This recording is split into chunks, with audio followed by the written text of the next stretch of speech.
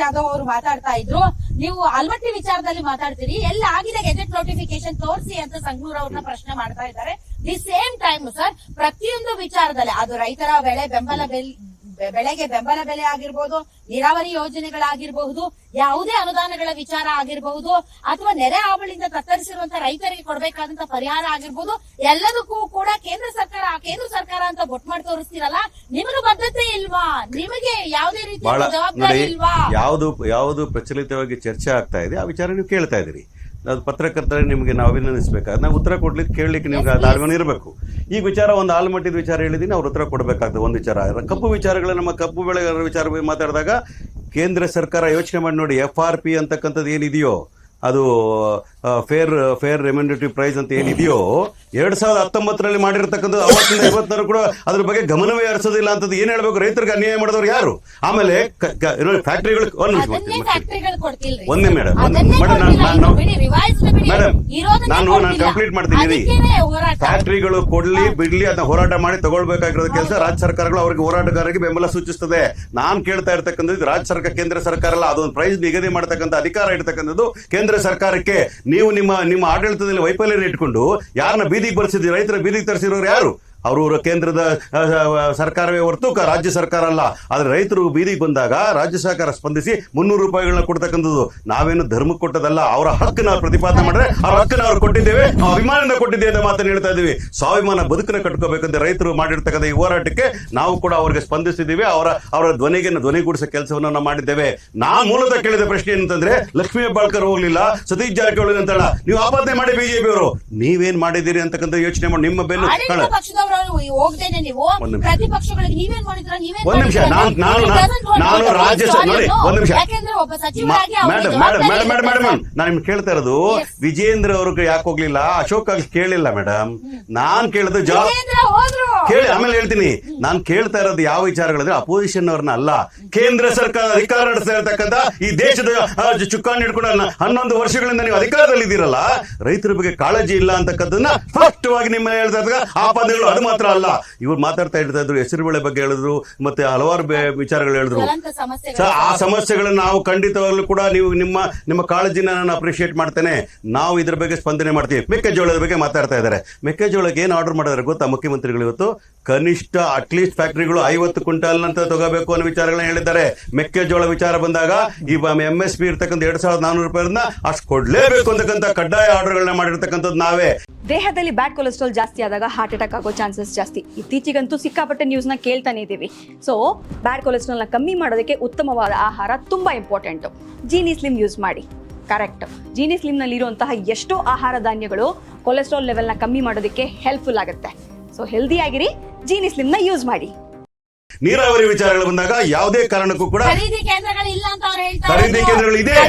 ಒಂದು ನಿಮಿಷ, ಹಲವಾರು ಖರೀದಿ ಕೇಂದ್ರಗಳು ಮುಚ್ಚಿದ್ದಾವೆ. ಒಂದು ನಿಮಿಷ ಸರ್, ನಾನು ಮಾತಾಡ್ತೀನಿ.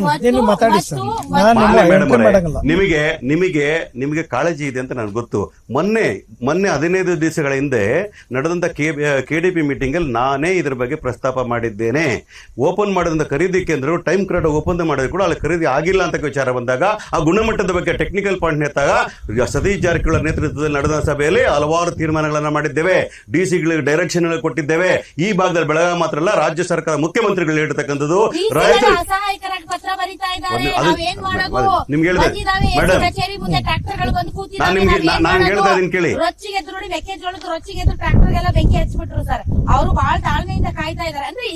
ನಾನು ಉತ್ತರ ನೀವು ಸಮಸ್ಯೆ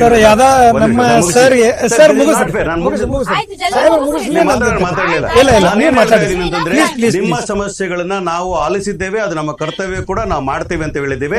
ಈ ಖರೀದಿ ಕೇಂದ್ರಗಳಲ್ಲಿ ಯಾಕೆ ಖರೀದಿ ಅಲ್ಲ, ಟೆಕ್ನಿಕಲ್ ಪಾಯಿಂಟ್ ಏನ್ ಹೇಳ್ತಾ ಇದ್ರೆ ಅವರೇ ಹೇಳ್ಬೇಕಾದ್ರೆ ಆ ಸ್ವಲ್ಪ ಕಪ್ಪು ಬಣ್ಣ ಬಂದಿರೋದಕ್ಕೆ ಖರೀದಿ ಆಗ್ತಾ ಇಲ್ಲ ಅನ್ನೋ ವಿಚಾರಗಳು ಬಂದಿದೆ. ಇದೆಲ್ಲನೂ ಕೂಡ ಅಡ್ರೆಸ್ ಮಾಡ್ತಾ ಕೆಲಸನ ರಾಜ್ಯ ಸರ್ಕಾರ ತನ್ನ ಜವಾಬ್ದಾರಿನ ಮಾಡ್ತದೆ. ಆಮೇಲೆ ನೀರಾವರಿ ಜೊತೆಗೆ ಮತ್ತೆ ರೈತರ ಸಮಸ್ಯೆಗಳ ಜೊತೆ ಇಲ್ಲ ಬಹಳ ವಿಚಾರಗಳಿದೆ. ಆಸ್ಪತ್ರೆಗಳಿರ್ಬೋದು, ಆಸ್ಪತ್ರೆಗಳಿರ್ಬೋದು ಅಥವಾ ಇವತ್ತು ಕೂಡ ಬೆಳಗ್ಗೆ ನೋಡಿ ಅಧಿವೇಶನ ನಡೀತಾ ಇತ್ತಲ್ಲ, ನಾವು ಆಸ್ಪತ್ರೆಗಳ ವಿಚಾರ ಚರ್ಚೆ ನಾನೇ ಚರ್ಚೆ ಯಾಕೆ ಮಾಡಿದ್ವಿ? ಬೆಳಗಾವಿಯಲ್ಲಿ ಇರ್ತಕ್ಕಂಥ ಆಸ್ಪತ್ರೆಗಳು ಪ್ರತಿಷ್ಠಿತವಾಗಿರ್ತ ಹಾಸ್ಪಿಟಲ್, ಅದು ಸೂಪರ್ ಸ್ಪೆಷಾಲಿಟಿ ಆಗಿ ಚೆನ್ನಾಗಿ ಕಾರ್ಯನಿರ್ವಹಿಸಬೇಕು ಅಂತ ಆಶಯದೊಂದಿಗೆ ಮಾತಾಡ್ತೀವಿ. ನಾವು ಆಡಳಿತ ಪಕ್ಷ ಬೇರೆ ಹೊಗಳು ಬಂಟ್ರೆ ಕೂತಿರೋಲ್ಲ. ಅದು ಮಾತ್ರ ಅಲ್ಲ ಹೇಳ್ತಾ ಇದೀನಿ ಕೇಳಿ. ಇವ್ರ ವಿಚಾರ ಬಂದಾಗ ಗ್ಯಾರಂಟಿಗಳ ವಿಚಾರ ಬರ್ತದಲ್ಲ, ನಾವೇನು ಉತ್ತರ ಕರ್ನಾಟಕ ಒಂದು ನಾರ್ತ್ ಕರ್ನಾಟಕ ಒಂದು ಮಾಡಿದ್ವಾ? ಉತ್ತರ ಕರ್ನಾಟಕ ಹೇಳಿದ ತಕ್ಷಣ ನೀವು ಹೇಳ್ತಿರಲ್ಲ ದುಡ್ಡೆಲ್ಲ ಗ್ಯಾರಂಟಿಗೆ ಹೋಯ್ತು ಅಂತ. ಅಂತಕ್ಕಂಥದ್ದು ಬಡತನ ಸ್ವಾಭಿಮಾನ ಬದುಕ ನಾವು ನೋಡಿ. ಒಂದ್ ನಿಮಿಷ ಪ್ರತಿ ಅನ್ನುವ ವಿಚಾರ ಒಂದ್ ನಿಮಿಷ ಹೇಳ್ತೀನಿ ಕೇಳಿ. ಇಲ್ಲ ನಾವ್ ಹೇಳ್ತೀನಿ ಕೇಳಿ. ಅದೇ ಹೇಳ್ತೀನಿ ಕೇಳಿ. ಜನಗಳಿಗೆ ಕೆಲವು ಮಾಹಿತಿಗಳಿಲ್ಲ, ಹೇಳ್ಬಿಡ್ತೀನಿ ಸರ್. ಈಗ ಒಂದ್ ನಿಮಿಷ 89,000 ಕೋಟಿ ರೂಪಾಯಿಗಳನ್ನ ಇದುವರೆಗೂ ಕೂಡ 2.25 ವರ್ಷಗಳಿಂದ ನಾವು ಖರ್ಚು ಮಾಡಿ 2.5 ವರ್ಷಗಳಿಂದ ನಾವು ಗ್ಯಾರಂಟಿಗಳಿಗೆ ಕೊಟ್ಟಿರ್ತಕ್ಕಂಥದ್ದು ಎಲ್ಲ ರಾಜ್ಯದ 224 ಕಾನ್ಸ್ಟಿಟ್ಯೂನ್ಸಿ ನಾಗರಿಕರಿಗೆ ಕೊಟ್ಟಿರ್ತಕ್ಕಂಥ ಕೆಲಸ. 500 ಕೋಟಿಯಿಂದ ಹೆಚ್ಚು ಜನ ಮಹಿಳಾ ಟ್ರಿಪ್ಗಳನ್ನ ಮಾಡಿದಾರಲ್ಲ, ಅದನ್ನ ಬೆಂಬಲ ಮಾಡಬೇಕು. ಇಲ್ಲ ಅದ್ರ ಜೊತೆ ಹೇಳಿ ಬಜೆಟ್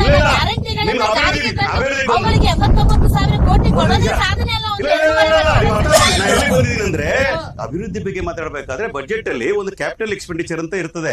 1,20,000 ಕೋಟಿ ರೂಪಾಯಿಗಳನ್ನ ನಾವು ಎಲ್ಲ ಗ್ಯಾರಂಟಿಗಳ ಬಿಟ್ಟು ಇಟ್ಟಿರ್ತಕ್ಕಂಥದ್ದು, ಅದನ್ನ ಖರ್ಚು ಮಾಡಿದ್ದೇವೆ. ಬೇಕಾದ ಅಂಕಿಅಂಶಗಳು ಇಟ್ಕೊಂಡು ವಿಧಾನಸಭೆಯಲ್ಲಿ ಚರ್ಚೆ ಮಾಡಬೇಕಾದ ಕೆಲಸ ಯಾರು ಕರ್ತವ್ಯ? ಬೀದಿಯಲ್ಲಿ ನಾಳೆ ಮಾಡ್ತಾ ಇದ್ರಲ್ಲ ಹೋರಾಟ, ಅದಕ್ಕೆ ಉತ್ತರ ಕೊಡ್ತೀನಿ. ನೀವು ಎಲ್ಲಿ ಹೋರಾಟ ಮಾಡ್ಬೇಕ್ರಿ? ಇಲ್ಲ ಅದಲ್ಲ, ನೀವು ಶೋ ಮಾಡಿಕೊಟ್ಟಿದ್ದೀರಾ. ರೈತರು ಹೋರಾಟ ಮಾಡಲಿ, ಅವ್ರು ಬೆಂಬಲ ಸೂಚಿಸ್ತೀವಿ. ನೀವು ರಾಜಕೀಯ ಮಾಡಿಕೊಟ್ಟಿದ್ದೀರಾ ಬಿಜೆಪಿಯವರು. ನಾಚಿಕೆ ಕೇಳಿನ ಸಂಗತಿ. ನಿಮ್ಗೆ ತಾಕತ್ತಿದ್ರೆ ನಿಮ್ಮ ಅಪೋಸಿಷನ್ ಲೀಡರ್ಗಳು ರಚನಾತ್ಮಕವಾಗಿ ವಿಧಾನಸಭೆಯಲ್ಲಿ ವಿಧಾನ ಪರಿಷತ್ನಲ್ಲಿ ಅಂಕಿಅಂಶಗಳು ಆಡಳಿತ ಪಕ್ಷದಲ್ಲಿ ಇದ್ರೂ ಕೂಡ ನಾನು ಹೇಳ್ತೀನಿ, ರೈತರ ಪರವಾಗಿ ಯಾವ್ದು ಸರ್ಕಾರ ಇದ್ರೆ ಸರ್ಕಾರ. ಬಹಳಷ್ಟು ಪ್ರಶ್ನೆಗಳನ್ನ ಒಗದ್ರವರು. ಎಲ್ಲಿದೆ ಗೆಜೆಟ್ ನೋಟಿಫಿಕೇಶನ್? ಕೇಂದ್ರ ಸರ್ಕಾರದ ಜವಾಬ್ದಾರಿ ಬಗ್ಗೆ ಮಾತಾಡ್ತಿರಲ್ಲ. ಒಬ್ಬರು ಸಚಿವರು ಕೇಂದ್ರ ಸರ್ಕಾರದಿಂದ ಇಲ್ಲಿಯವರೆಗೆ ನಾಡಿನ ಸಮಸ್ಯೆಗಳ ಬಗ್ಗೆ ಮತ್ತು ಅನುದಾನದ ಬಗ್ಗೆ ಮಾತಾಡಿದಾರಾ? ರೈತರ ಬಗ್ಗೆ ಅಲ್ಲ, ಪೊಲಿಟಿಕಲ್ ಶೋ ಹೇಳ್ತಾ ಕೇಳಿ. ಜೆಡಿಎಸ್ ನಾವು ಇನ್ನ ರಾಜ್ಯದಲ್ಲಿ ಬದುಕಿದೀವಿ ಅಂತ ಇಲ್ಲ ನೀವು ಅದನ್ನೆಲ್ಲ ನೀವು ದಯವಿಟ್ಟು ನೋಡಿ. ಕುಮಾರಣ್ಣವರು ದೇವೇಗೌಡರು ಏನೋ ಕಷ್ಟಪಟ್ಟು 19 ಜನ ಗೆದ್ದಿರ್ತಕ್ಕಂಥವ್ರು ಅವರ ಉಳಿಸ್ಕೊಳ್ಳೋಕೆ ಮಾಡ್ಲಿಕ್ಕೆ ನೋಡಿ, ನಾವು ಉಳಿಸೋಣ ಪಕ್ಷದ ಬಿಡಿ.